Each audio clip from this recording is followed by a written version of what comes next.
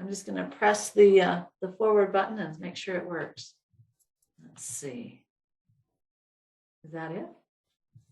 I just want to say I'm not a doctor. I'm not going to prescribe, and I'm not going to diagnose today, but I am one that has had a lot of experience. When I was growing up, my mom her health actually broke when I was born. So I always remember my mom on the couch or upstairs or propping her legs up or doing some measures to help her health. So I lived that as a child.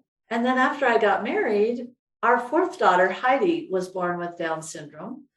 And that was quite an adventure. And then at that point, then our aging parents became the ones that needed a little extra support. And so I was that sandwich generation. And then a few years ago, my husband's health broke and I became his caregiver as he aged. And so I have a variety of aspects of experiences, but I think I've just learned a little bit from every aspect, every era, and want to pass on some of the things that everybody can benefit from. So let's go with the theme. How have we found joy in the journey? That's a good question, because that's our hope, that's our prayer, but sometimes it doesn't feel very joyful. It's like, oh my goodness. But if I was to put it into one word, it's resiliency. The willingness to do what it takes to weather the storms, when the lightning strikes, when you're in deep waters, when you don't have an umbrella, when there's no help in sight. Oh my goodness. You just like, I can't keep doing this. I can't keep doing this. I need help. Throw me a life ring. And so we're going to take the word resiliency, and it actually has 10 letters. So therefore, we're going to take each letter, and this acronym is going to be 10 techniques, 10 many tips, many tools. But as we go through it today, and this is something that you're going to want to maybe listen a little bit with your heart and a little bit with your brain and say, I could use that, or not so much, but hopefully not be overwhelmed, because I'm going to give a lot of information. I'm going to give a lot of ideas, and you cannot possibly do it all. How many of us have been to conferences where it's like you just have all this marvelous information, but it's a little overwhelming. It's a little overwhelming to say, oh, I should be doing this, and oh, I could do that, and blah, blah, blah. So take what you can, take some notes, listen with your heart, listen with your brain, sort it out, but we're in this together. So just to start out, this is how I take the word resiliency. We're going to talk about resources, exercise, simplification, isolation, love, information, enough sleep, nutrition, communication, and yourself. All right. So without any further ado, let's just start with our first letter in the word resiliency. And I think the word that came to me is resources. And I think most people like and want to be independent. They're like, oh, we can do this. Oh, we're fine. We're not going on welfare, not in this family. Or you have no clue. After my daughter Heidi was born with Down syndrome, I had no clue where to start. I didn't know about the health department. I didn't know where it was located. We were just a happy, healthy little family. I didn't understand therapies. I didn't understand burnout. I was just this mom on fire. And then in time, it becomes a little overwhelming. And sometimes just having the resources of like too many or too few resources. And I've been on both ends of the spectrum where it's like I had zero resources. It felt like in my little town of Richfield, we were in rural Utah. And then, 20 years down the line, when other things happened in their life, there were thousands, literally thousands of things that I had to sort through and say, okay, I want the special needs daughter with autism and Down syndrome to live. And I had no clue, and it was completely overwhelming. But I want to say that properly used resources provide longevity. Burnout is real. And you do need to maybe, whoops, let's see, did I go forward? There we go. You may need to talk to others. Did I go forward? And there we go. And accept some help. It's wise. Wise people ask for help. And you're going to have volunteers from the family, maybe. You're going to have maybe some volunteers from your neighborhood or ward. But after a while, the volunteers don't usually have longevity. And so it ends up being you. So don't be afraid to accept it and say, you know what? I've paid taxes. I'm going to take this government program. That's what it's for, is to help build strong families and to prevent burnout. And I just really feel like we waited a little too long to get help, and we were a little too independent. So the MAG is a great resource, and don't be afraid, don't be ashamed to get help. Number 2 in our word resiliency is exercise. And you hear this and I'm like, oh my gosh, I don't have energy to exercise. My daughter is running away. She is cuckoo. She is zipping off at school out in the street. I didn't have a spare minute. It felt like to exercise. I didn't want to go to the gym. And I didn't have the energy, and I had something going every minute of the day. And so I just want to say, don't feel overly pressured to exercise, but be active, do what you can. Maybe find an exercise buddy, just go for a walk, or go to, like I go to Curves because it's low impact. There's no men, no makeup, no mirrors. I love that. And my daughter does a thing on her phone called Yoga in the Flow with Adrian. So there's little ways that you can do it on your own schedule and still build a little resiliency, maybe working in the yard, maybe loading up your loved one and having a walk in the fresh air. That counts. My goodness. I remember my mother lifting a wheelchair out of the back seat of the car, and I'm like, oh, I don't know how she did it, but she was lifting weights, right? You may not be able to go to a gym, but these little jogglings or trampolines, rebounders is wonderful. Low impact and actually helps your lymphatics. And they're under $50. Something like that could be stuck in the corner if you can't go to a gym. Okay, next. S stands for simplify. And I say, if we are what we eat, I'm fast, cheap, and easy. Oh, no. Simplify everywhere, but don't just go into what's fast, cheap, and easy. That's one thing I do want to say is simplify laundry, simplify your hair, simplify, housekeeping, simplify time. Like the little timer up there is like, okay, I'm going to spend 20 minutes on something. That's great. And that's it. That's all I'm going to spend in the yard is 20 minutes or whatever. Don't knock yourself out. And I like this picture on the bottom is your house is probably not going to be perfect, and it's okay, right? It's okay. Your levels of cleanliness may not be the best, but you're doing the right thing. You're simplifying, and you're trying to go and take care of your loved ones. One of the simplified things that we love that we got Heidi, she hated to have her brush teeth, and a lot of elderly people too. We saw that in my husband's parents and mine, in that their dental hygiene really goes south because everybody kind of thinks they're doing it, but they're not, or somebody thinks the staff is doing it, but they're not, or you think you're doing it, but you've left, or they're still eating. But an electric toothbrush or a spin toothbrush is fast and effective. That's just another tip, a tool a technique that, because once their teeth go down, that's a hard one. Stay on top of their teeth. And also set some house rules.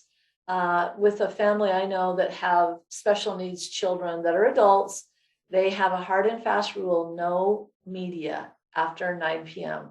Everybody powers down. We power down the lights, power down the crazy music or the scary movies. Next is I. I stands for isolation. Let's face it, it's hard when somebody needs 24-hour care, and you're like, okay, the designated care person, and you don't get a lot of conversation. You don't get a lot of feedback from this loved one. You don't get a lot of thank yous. Maybe if there's a lot of illness, people don't want to come in. It's like, oh, we don't want to spread the germs. And so you do feel pretty darn isolated.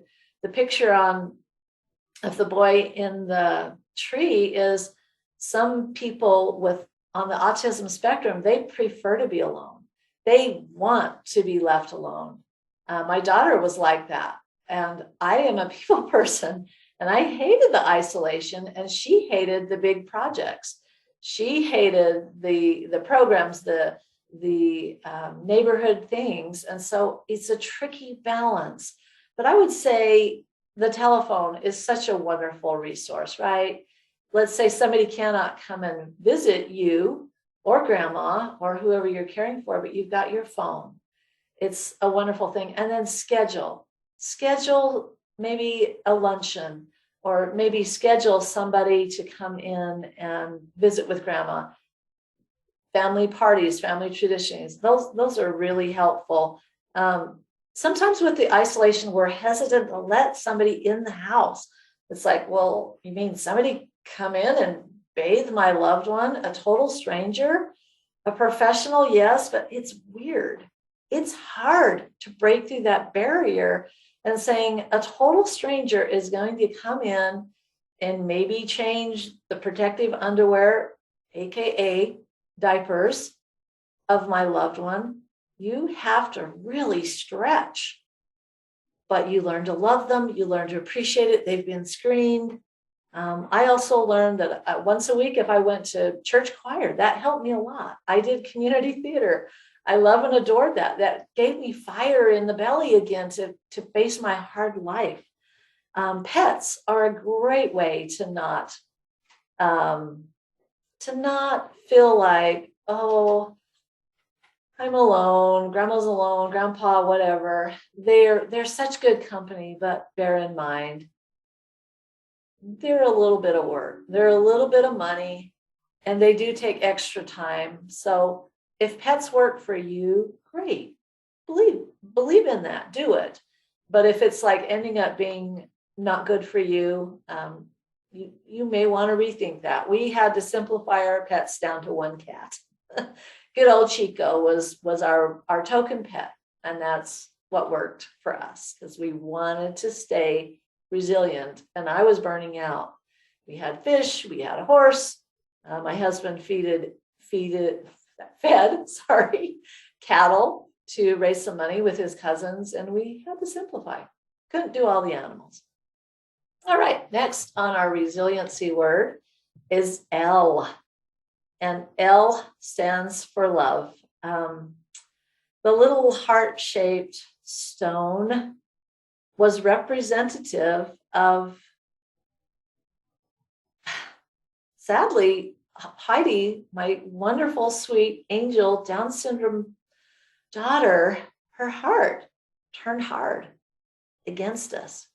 It's like she didn't understand our love. She didn't understand our care.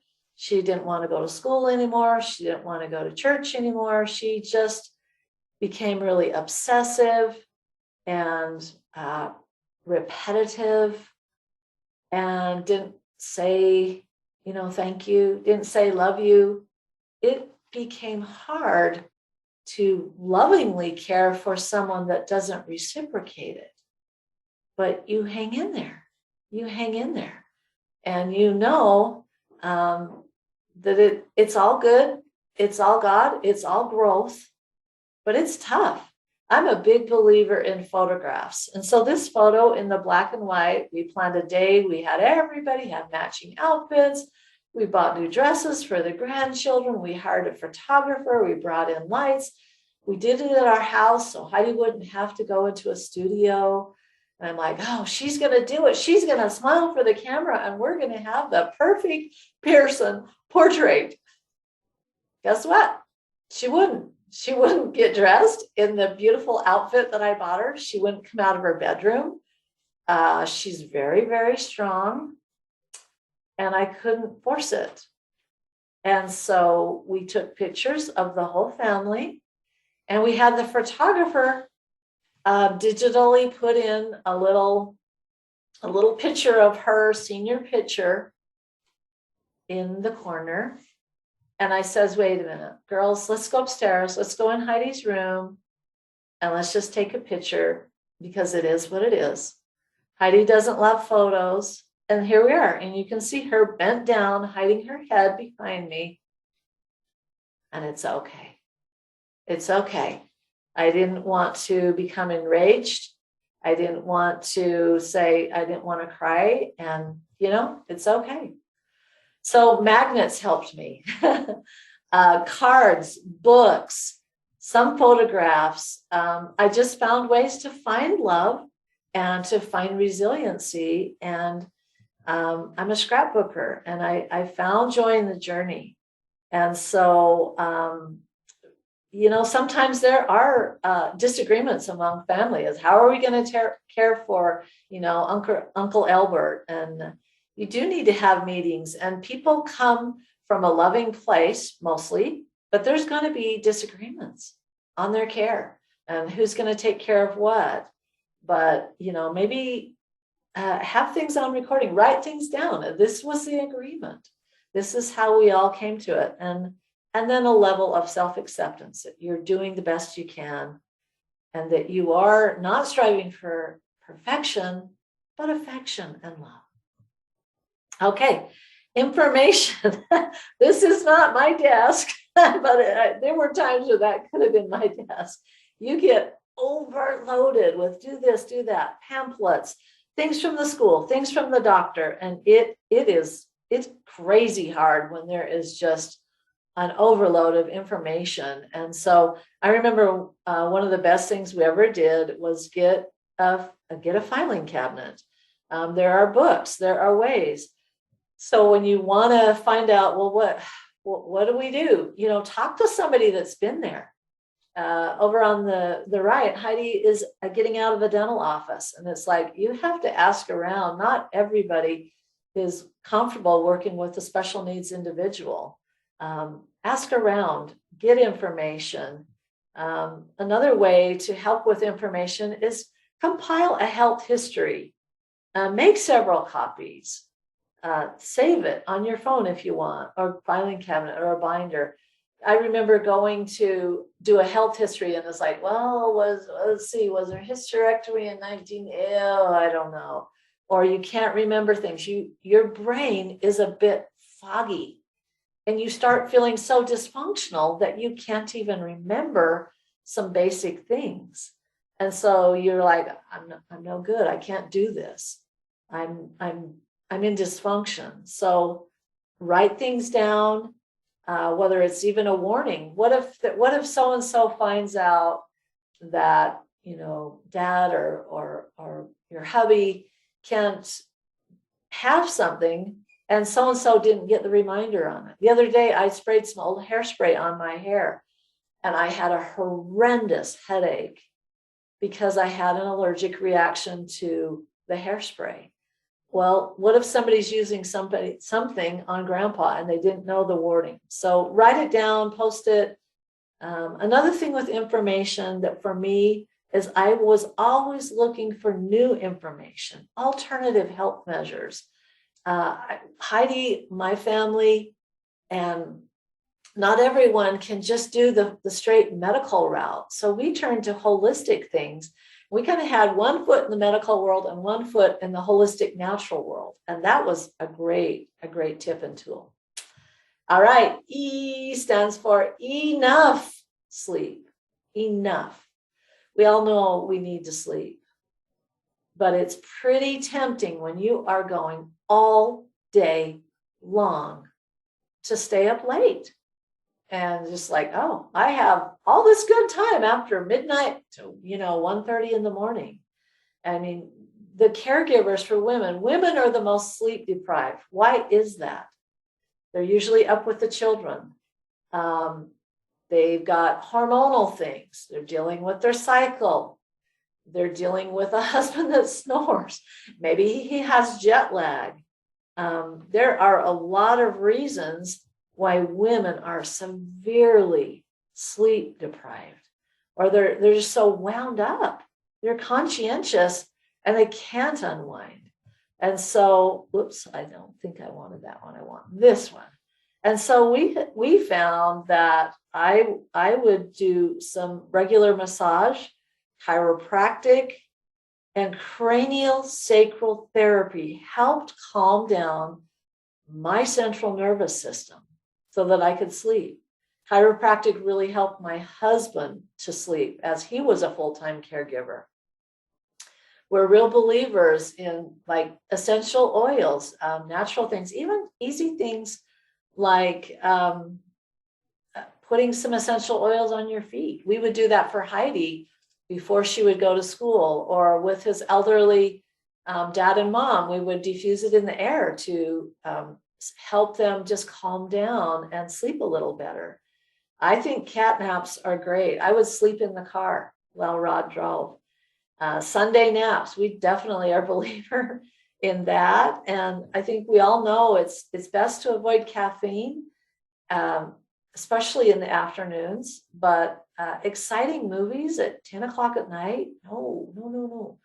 Not rousing music at night. You've got to power down so that you can sleep and have a better night's sleep. The sleep before midnight is more effective than sleeping in all day on Saturday, right? So try to get to bed, try to get enough sleep. Okay, the next technique on our resiliency acronym is nutrition. It is so easy to just grab something at a convenience store, or it's like, oh, it's too expensive to get the healthy stuff. Or, oh, my family doesn't eat that way. I don't know. Oh, we're having a big thing, and so we'll just do fast food, or nobody wants to be gluten-free, even though it's a little bit anti-inflammatory. It's better for us. So it's a problem. It's a challenge. And I get that, and I understand, and I sympathize. So I just say, do the best you can. We're big believers in juicing. I'm not a big vegetable person, but I can go to Roxbury's and I can get some juice, or I can do some water with lemon in it, helps the liver. Fresh pineapple. Every time we go to the store each week, we get watermelon. We try to go with real butter. We get fresh lemon, and we also get avocados for the healthy omegas, the good fats, right? We know that also that pineapple is a great source of enzymes, because our family doesn't break down and absorb properly, but we have a little fresh pineapple with every meal. And then there's always, of course, vitamins. Well, it's hard to get people to swallow vitamins, but they make gummies now. They make powders, they make sprays, they make drops. That's a great way to get your nutrition in. Make a delicious powdered green drink that's yummy.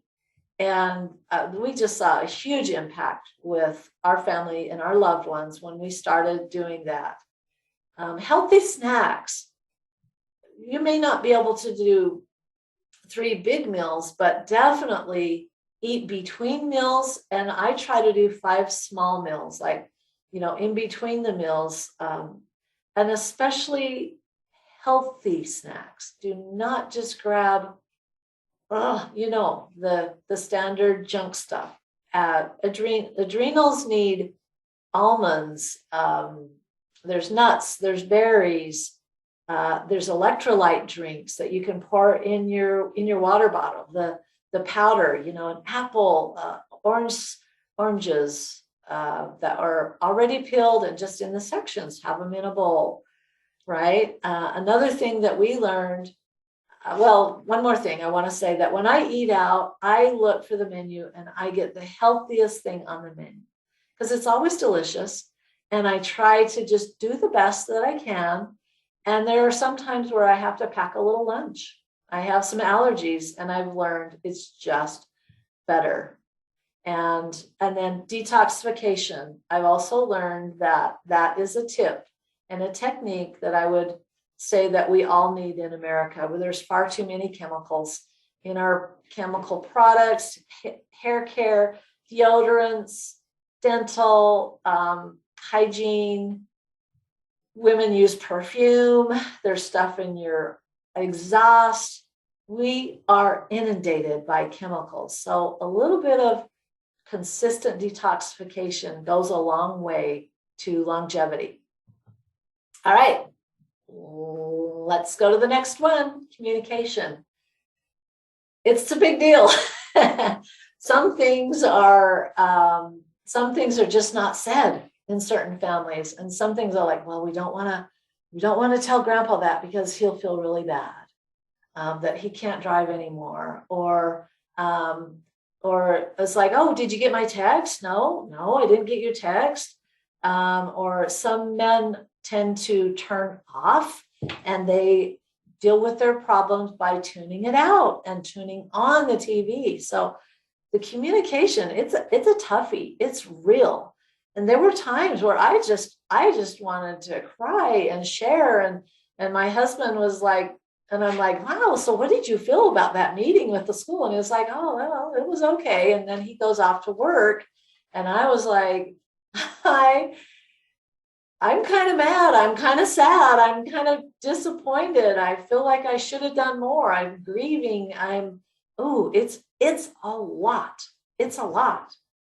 And so do the best you can. Make some communication with others, maybe on paper, and make sure that they're really understanding where you're coming from and you're understanding in a respectful way where they're coming from, because you have to be a team. It is so dang hard to do this caregiving thing, especially if you're in for the long haul, that you've got to try to be on the same page. I have seen some families where, like, grandma has a stroke, and the sons are like, well, she can't eat, she's in bed, she can't walk. Let's just start the funeral plans. Why bring in help? Why bring in, why knock ourselves out? And the daughters are like, well, no, let's bring in the hope. I'll help her. She might have 2 or 3 good years left if we all pitch in together. And they're at diametrically different ends of the spectrum. And the guys are like, you're going to wear out. It's expensive, and mom's going to die anyway. And the daughters are like, oh my word, I cannot believe how rude you're being. This is your mother. She took care of you and your diapers. So again, it's a tricky walk. Do the best you can as a group. And then also be aware of your own self-talk. What are you saying to yourself? You can have a full range of emotions. Sometimes it's hard where I'm like, all right, I shouldn't say anything mean about people. I should just hold it in, and I should be more kind, more supportive, be more cheerful, think of gratitude. And I held a lot in. I held a little too much in. And sometimes that's a good way to get high blood pressure. That's a good way to get ulcers. That's a good way to get insomnia. That's a good way to grow cancer. And I speak from experience. So be aware of your self-talk. Set boundaries. with honest communication. There were times where we were taking care of Rod's mom and dad. I was taking care of my mom and dad. I had a severely, multiply disabled child with autism, Down syndrome. She has a hearing impairment. She has a sight impairment. She had a sleeping disorder. And yet it's like, well, who should we get to do the church activity? Well, let's get Elayne. She'll be wonderful. Let's do the plays, the communities. And there were times I had 4 church callings, and I was good. Yeah, but I should have said, I'm so sorry. I can't do this. I can't do this. I am burning out. So I should have been a little more forthright and said, this is the time in the season that I can take one calling in my church. And that's it. And there were times when my husband was aging, because he was my rock, he was my right arm. Well, what happens when the husband breaks down and my right arm and my rock is crumbling?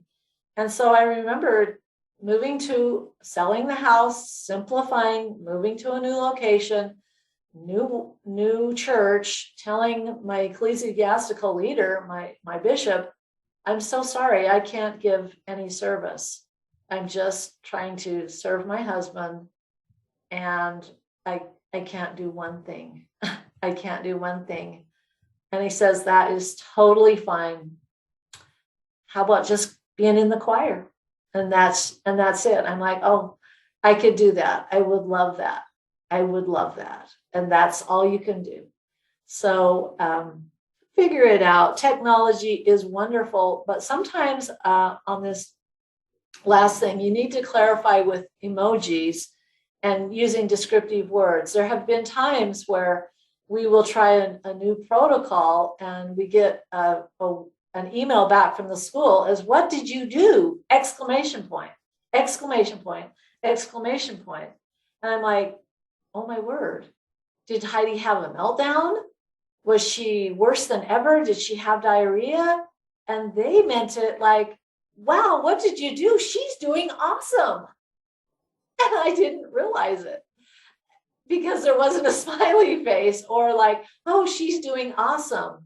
Or like if I say in a phone, like, I need to tell you something, and I'm texting it out to my daughters, do they think, oh my word, dad has fallen? Or do they think like, oh, mom needs to vent? Or do they think it means, oh, something bad has happened, or, whatever. So just try to be careful with technology, because sometimes we do as quick as we can, but there can be miscommunication, right? Okay, I think we've all had that. Okay, and our last technique on our acronym of resiliency, it's why. It's yourself, because you are going and going and going like the ever ready bunny. It just doesn't stop. You're never caught up. I get that. I have so been there. I have been on the road to the stressed out Hall of Fame to get an award. I was like the superwoman because I was sort of put on a pedestal. It's like, oh, Elayne, you're wonderful. You do this with your little handicapped daughter, and you do this with your elderly parents. You do this, and you do speaking. And there were times where I just wanted to like be mean. And I wanted to say, no, this is not right. I need to do something for Elayne. I need to do something for me. And so I would do plays once in a while. I did musical theater, and it was really hard to say, I'm done. I'm going to practice. You guys are in charge of everything in the house for 2 hours. I'll see you in 2 hours. But it gave me joy. It gave me passion. It gave me strength. Even though it was hard, it gave me strength, right? To add one more thing. This is a picture of me in The Music Man.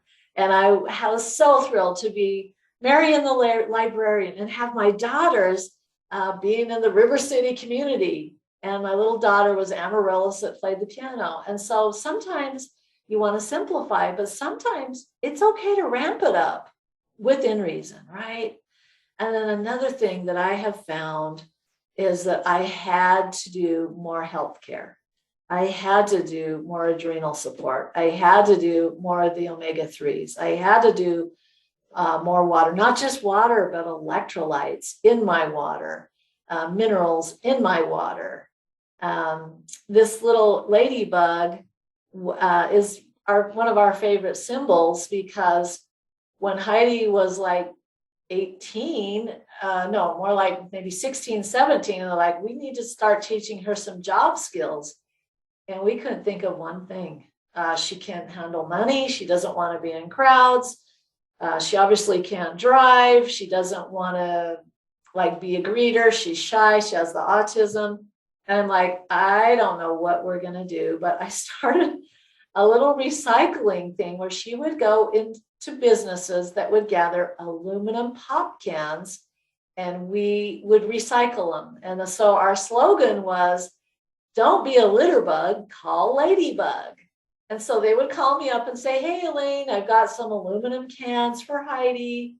And then we would go pick them up, and Heidi didn't have to do a lot of eye contact, but she would just kind of go in there, and they would hand us a bag of aluminum cans. And my husband would go down with Heidi to the aluminum center, and she would get $2 or $3. And she was so proud, and it was so neat. And so anyway, you just have to figure it out and say what works for you. What will your nerves handle? What will your time handle? What will your heart handle? And this over here, this Highlands is homeopathy. And that's been around for like 100 years. But the human body is, this number 6 is called Cali-Phos, and there's like a dozen of them. And I really like number 6, Cali-Phos. It is helps jangled nerves. It helps PTSD, post-traumatic. We've had it. I know you've had it. There are times where you think your loved one is dying, or you're going to be a widow, or you've lost a job, or COVID, or whatever. I really like that I could put it under my tongue, and I could also put some under Heidi's tongue, because it just melts. You don't need to swallow it. And honestly, it works. It just kind of helped calm my nerves. So now I have a little bottle. It's very tiny, and I have some in my purse, and I have some in my car, and I have some by my bedside, where there are times where I just have a wave of emotion, or I have a wave of sadness. But there are things out there that are pretty wonderful, that are natural and drug-free. I got to learn to lighten up. I just love this picture of the piñata, and hitting it with the walker. I'm going to laugh till I don't cry, right? I have to lighten up. Sometimes just sitting in the sunshine, sometimes going get a pedicure. There's a whole study, a movement called earthing. We're going out in dirt, in earth, in sunshine, in fresh air. It's grounding, it's centering. It's a beautiful thing. I really think that Mother Earth and Mother Nature is a great thing. Go by a stream. I feel like anytime we're by a body of water, Rod and I, he's now aging. He's doing well now, but he was severely in crisis with kidney failure, sleep disorder, adverse reactions to sleeping pills. But anytime we're around water, we just have that resiliency bucket just fill up, whether it's the ocean. Wow, if you can do that, there is nothing like the ocean, right? But if there's a stream, a fountain, a lake, even a little, those little water thingies, features in your home, going for walks, finding friends, find ways to fill up your resiliency bucket, because caregivers need to discover a hidden chest, a treasure chest of coping skills. because you're in this for the long term. Some people, it's crossword puzzle. It can't be, I mean, let's say it's porcelain dolls. Well, that's a lot of money. It's a lot of expense. It's a lot of time away. No, you might want to rethink that so that it's, yes, you're coping, but with something that's not super taxing, right? So I am a huge believer in visualizations. I visualize the best outcome. And sometimes I just lay and close my eyes and visualize talking to Heidi or my parents on the other side of, in heaven. I believe in tapping. There are ways where you can diffuse. There's like a log jam of your emotions. There are ways where you can let go of some stuck emotions. Affirmations are huge.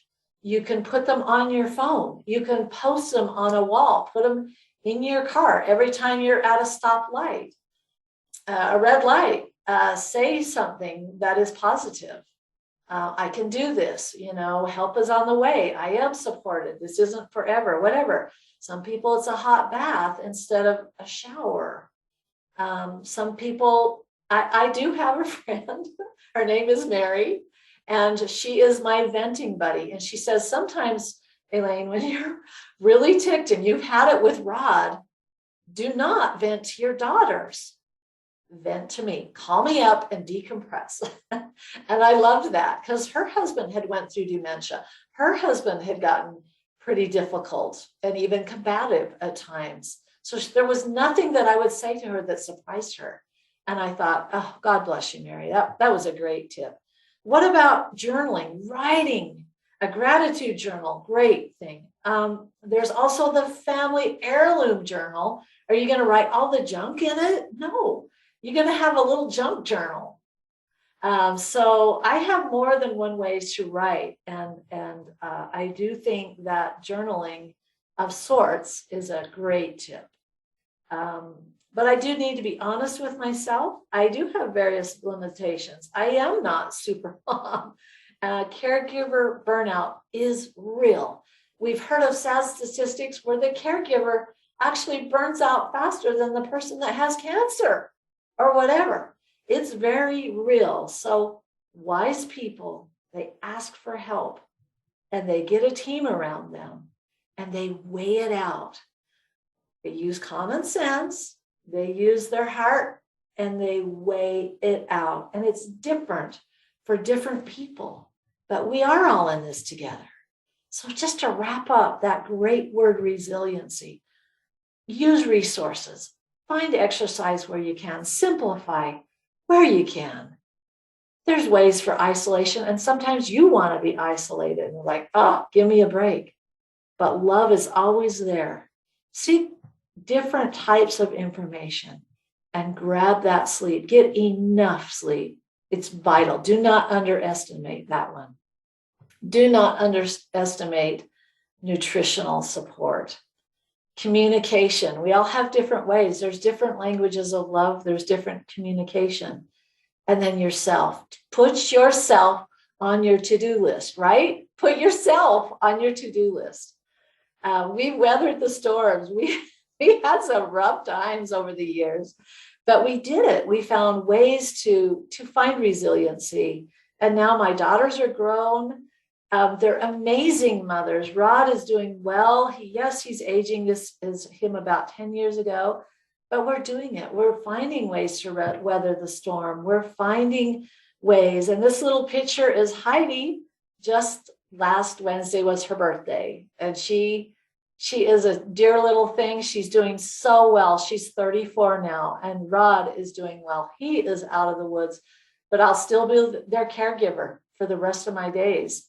And so I'm still putting myself on the list of to-dos. I'm still finding joy among the grief, among the disappointments, trying not to beat myself up, saying, oh, shoulda, woulda. So here's my question. Where are you discovering joy in the journey? Where are you finding ways to fill up your resiliency bucket?